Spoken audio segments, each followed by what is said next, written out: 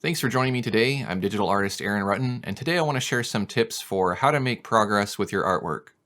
So what you're looking at here is a reference photo of myself, and then on the left is a really quick drawing that I made from this reference photo. Now I wasn't trying to do a finished drawing, I was just doing kind of a quick loose sketch. I drew this freehand and I didn't trace or anything like that. So obviously this example on the left looks nothing like me. And the reason why it doesn't look as much like the photograph and it doesn't look very good is because I didn't spend very much time on it, and there's some basic principles of drawing that I ignored in order to be quick and just get through this. Now before we get into those drawing principles, I just want to show you what this portrait can look like if I spend a lot more time on it and focus more on the details. And that is something like this.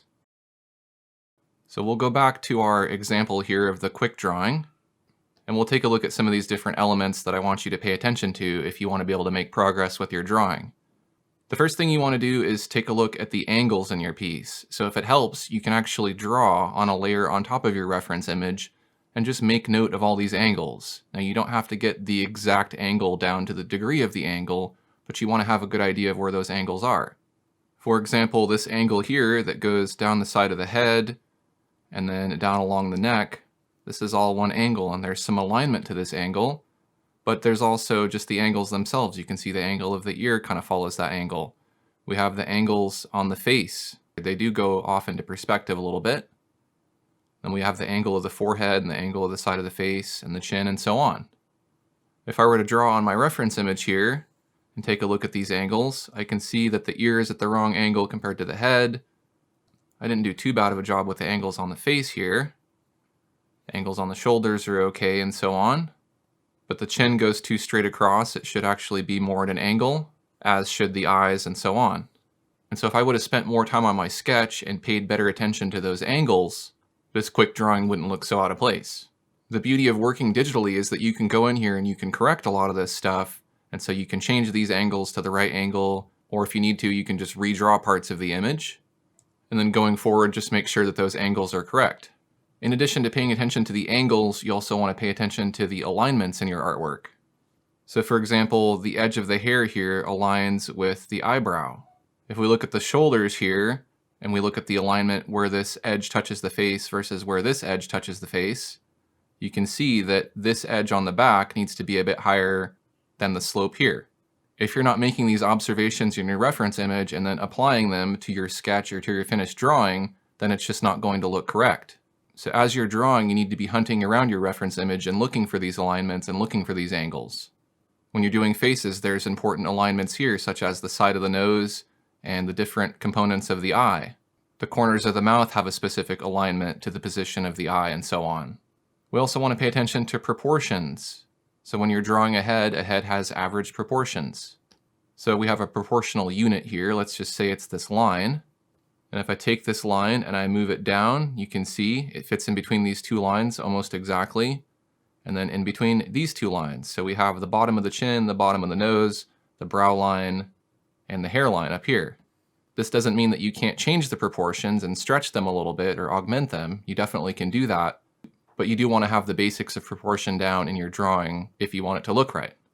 So if I do my hairline here, my brow line here, the bottom of my nose here, and the bottom of my chin here, and then I create a proportional unit here, and I move that down, you can see that the nose is a bit too long, so I would want to shorten that up a bit. It's out of proportion. If I move this line down, you can see that the distance between the bottom of the nose and the chin looks all right, so I just want to clean up those proportions a little bit.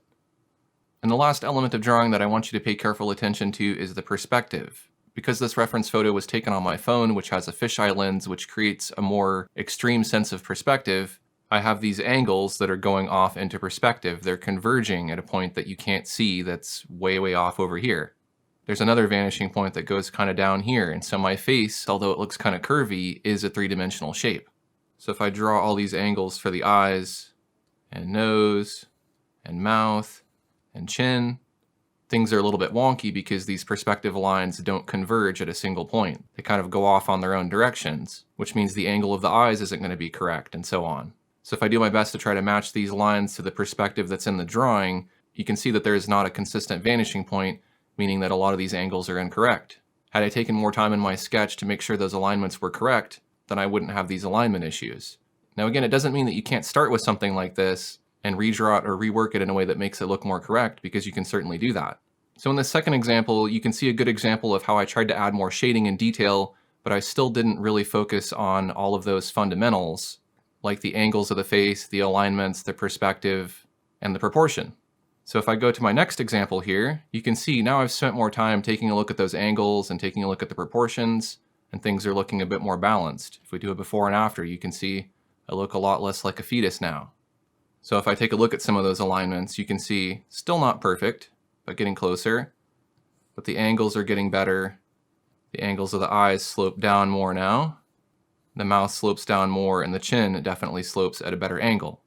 But there's still some alignment issues here. You can see the shoulder should actually start above this line here.